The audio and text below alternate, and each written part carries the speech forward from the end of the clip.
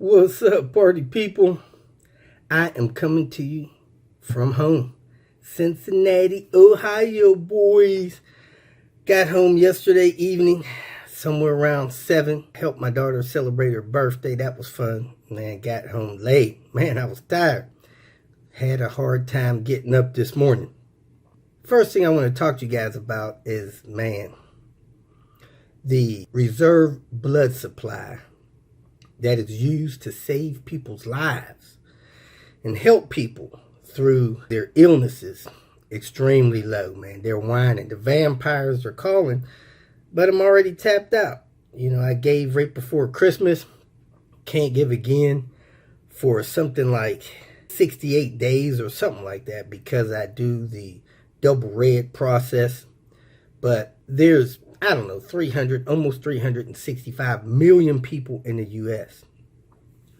Because they're a little picky about the blood they get, only 68 million people are able to donate. Out of those 68 million people that are able to donate, only about 6.8 million people do. So, people got all kind of weird things about, hey, it's against my religion, I'm afraid of needles. Come on, man. If you can help these folks out and go and donate some blood, it would be a great thing to do to help change people's lives safely. Somebody get into a car accident, they get cut up, they lose blood, they go to the hospital. They don't need excuses. They need blood, So if you can qualify and suffer through it, call your local blood donation services. Some cities have different things. When I was in Albuquerque, I think the place was Violet, something like that. A lot of places, it's Red Cross. Here, I don't even remember what it's called. I went and donated the other day, but the Red Cross doesn't do it here daily. You have to go through this other service. But I went down there and did what I thought would be helpful to people. I don't like needles. Who does? But the vampires, that's what they got to use to get it. So if you can, and you're eligible, and you don't have some kind of medical issue or medical concern with your lifestyle or your history or whatever, go down there and give some blood, man. You'll save somebody's life. Help some people out. There are people that need transfusions through their dialysis or whatever that are being turned away right now because they don't have blood. If you do it, go do it.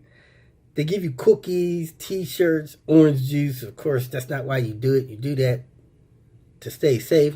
I got my little funny Christmas hat that I was wearing for a few weeks after doing that. But hey, if you can, go do it. Please. Please. Next thing is, I'm traveling to the West Coast this coming Monday. If you are close to the Seattle area, all the way down the West Coast, all the way back towards Cincinnati, Ohio. If you're south, I'd say south of I-70, and the temperatures in your area are 45 degrees or above during the working hours, somewhere between 9 or 10 a.m. back down to probably 8 p.m. I really don't like being out working past 8 p.m., but I will if I got to for some people. Let me know. We can get together, help you out if you need help. The videos are designed so you don't need help.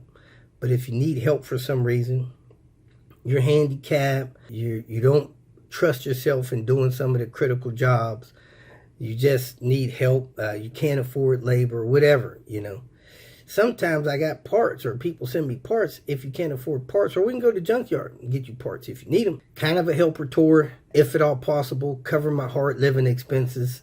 Man, they're about $150 a day, but I run into people. We get stuff done on normal couple hour jobs. You might save a couple bucks on something that they billing for 6 hours, you might save $200 having me do it versus having a shop do it. And if you got something that takes a day or two, you may save several $100s on having me do a couple jobs versus a shop doing it. Of course, I'm not trying to take money from your shop. If you can afford to have your shop do it, do it.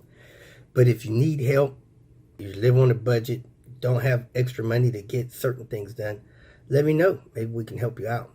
Again, I'm leaving here next Monday, which is the 17th. I will be gone, traveling through these areas until people no longer need me. Right now, I only have about 6 people that contacted me. And unfortunately, my phone blew up. If you contacted me through text messaging to let me know that you wanted to connect for a meet and greet or help you do some work or anything like that, please call me back tomorrow, which is Friday, or Saturday, and let's reconnect. I got to get a notebook, write this stuff down, schedule this stuff out, or send me an email to my Gmail email address, which is on my websites, robertdiy.com, robertspinner.com, or call me so I can re-pencil you in. Right now, I'm making this video clip on Diane's phone, which I'm going to give back to her, and I should have my phone issues resolved today by the end of the day. That's my goal. Hopefully within a couple of hours. But anyway, I'm going out to the Seattle area. I plan to go south because I don't want to cross that mountain ridge into all that snow and cold. Just doesn't work well, cost-wise. I can't get stuck somewhere for 2 or 3 days. I can't get into an atmosphere where I can't work on people's cars because of the weather, and we don't have garages, we don't have heat, stuff like that. So my plan is to stay in the climate that it's above 50 degrees, go south all the way down to San Diego. If people need me down there, head over into Arizona, Nevada, New Mexico, Texas, Oklahoma, Louisiana, Arkansas, Mississippi, anything that's probably under I-70 because of the temperature-wise, and hopefully the weather will cooperate and we'll have shelter and maybe a heated garage if it's cold. So that's where I'm at. I will stay out on the road as long as people need me. When people no longer need me, I'm coming back to Cincinnati, prepare for my next New York trip in April. So let me know. Oh, Sebastian in the Chicago area was kind enough to let me use his phone to record some video clips, working on this timing belt, couple other things.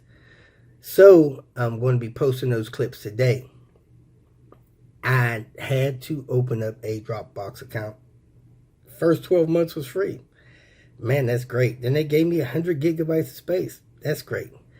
Don't think I'll need or use all that, but I will. But now, in the past, I have had people offer to share their video footage with me. If you have a video that's not getting any play on YouTube because you don't have subscribers or stuff like that, and you want to send those videos to me to upload on my channel, I'm open to do that. I might edit it if you slipped up and said a word that's not elementary approved or something like that. Grade school approved. Approved for viewing of all audience. PG's okay. PG-13, yeah, I get a little bit of that. But I'm not posting any rated R content or TV-14 content on my channel. Just trying to keep it family friendly. So if you got a video you want me to put on the channel, let me know. I will make a shared Dropbox file folder for you, and you can upload those videos to Dropbox. If you want to be compensated for that content, I'm open to that. There's very few things that go viral. But let's say, for instance, you have a video and you like a few bucks for it. I'd profit share with you. We can either give you the first 90 days of the profit of it, or we can share it 50-50, pay you out twice a year, something like that. I will warn you that this stuff is not as profitable as some people think. For instance, I did a video series on manual swapping of cars, these P80 cars. Robert, do the video, man. That's not going to make any money. So anyway, I did the videos. I don't know, there might be 8 to 14 videos in the series. I don't follow along. I didn't do it for the money. I did it to help people out. Didn't think it would do much. Out of those 14 videos in the last 3 years that they've been posted, my profit on them, probably around $35. Thousands and thousands of views, probably 40,000 views on all the videos combined. So if you have a video you want to share the profit on, I'll be glad to share that $35 with you, 50-50 or whatever you want, so. But that's an option. I can post a video and YouTube pays me $5 or $10 on it. I can keep it, or if you want to share in that profit, I'm open to that. It doesn't matter. So that's an option that's available to us. Or I could just, share your video. I can also cut off the monetizations on it, and they're not supposed to run ads on it if you want to do that. I don't have a full-time job, so yes, compensation that they give me for some of the videos that I have up there does help me make it through the month. It's not a lot. Some people couldn't live on it, but since my budget is skeleton, I can live on it. Thank God. Finally, it took about 9 years for that YouTube income to cover what we call our monthly nut, but it does cover the monthly nut now. So anyway, that's that. If you have any questions, let me know. I'll have my phone fixed. Tomorrow, I'll be able to get messages and people be able to contact me. I am going on that trip out west. If you want to help, if you want to see me, if you want to have a meet and greet, if you want me to check out your car, I will have some tools with me. And if you have the rest of the tools, we'll be in good shape. Let me know what you want done. Send me a list of what you want done and make sure you got your parts. There's videos linked at the end of this one and linked in the description area that lets you know how that works for me. If you can cover travel expenses, that's great. If you can cover travel expenses and some labor, that's even better. If you don't have it to do either, reach out anyway. I may be able to work it out where I either got enough money to do it, or I've got donations to help cover those type of expenses, and you'll be okay. It's happened in the past. So let me know. Hope you enjoyed the clips from the day. Catch you tomorrow. Welcome to Hanging Out with Robert. That's me. This video contains things that I encounter throughout the day. If for some reason I complete a task and you would like to see the details, you can click on the link in the description area below. This video also contains tips and tricks that I learned throughout the years. I plan on leaving this video accessible for about 30 days. After that, you can view it through my Patreon account. Thank you very much for watching. Kicking off the Tinker Day with Sebastian's phone. Hey! But I seen some evidence of some timing belt fragments in here. So you see all that fiber in there? I seen fiber on the cover, fiber here. And I said this belt is coming apart somewhere. Yeah. And man, look at that. He's got a 240 belt now. Used to be an 850 belt, but when you lose 20% of it, it's a 240 belt. Whoever did the timing belt last, they didn't replace the rollers, which could be a problem. Could be wearing out, ready to fall apart, and throwing the belt into the water pump pulley, chafing other parts. There's a lot of cracks on that belt too, so I'm glad he made it here. Could not get that tensioner loose. Started trying to strip on me, so I put the vice grip on it, slid it on my breaker bar, cracked that thing loose, baby. We rolling, cooking with grease again. Something floating around in this coolant. Not sure if it's some kind of head gasket repair stuff or what, but it's swirling around in there. You can see it looks like a metallic sheen to it. Also, we checked those rollers out. Let me grab a roller real quick. Run through that real quick. These are a little noisy. You don't want noisy rollers. That one probably had a little bit of life left on it. And the idler roller was in worse shape than that. But I don't see what we did with that. But you got to replace these rollers every once in a while. Now these new rollers, these new idler rollers, I just replace those every time. The new tensioner rollers, they can go 2 or 3 cycles. Just feel them, see if they're still quiet and fluid. The brand new one, it feels like it's got liquid in there. It's so smooth and quiet. And when you spin them, they immediately stop turning. So if you got to use one and it doesn't spin around like that one, it's probably still good. So it was really hard to get off. This pin up here was stuck. I don't know why, but it's got coolant and stuff in there. Almost all of the gasket came off. Look at it, except that little piece right there. But man, look at this pump. The pump shifted out. That's what was eating up the timing belt. This side, this edge of the sprocket, and this pump was coming apart, and it shifted out, and the impeller is chewing into the housing of the water pump. And that's what is causing all that metallic stuff in the coolant. So, good catch on this pump, man. Let me tap it with a hammer or something, see if I can get it to come off of there. See how much space is there? Not much, but it did come off of that. So I could tap this a couple more times and you might get another 60 miles out of it. What do you think? There it goes, it went in. Now see how close the pump is to the housing here? And now we got a lot of clearance in here. So let's look at the new pump so you can see that's the proper clearance. So this pump was wearing out, shifted out, started chewing the belt up on the inside and causing probably strain on the timing belt system. Let me grab the new pump, take a look at it. See the space here? It's about 1/8 of an inch from the pump lip in there.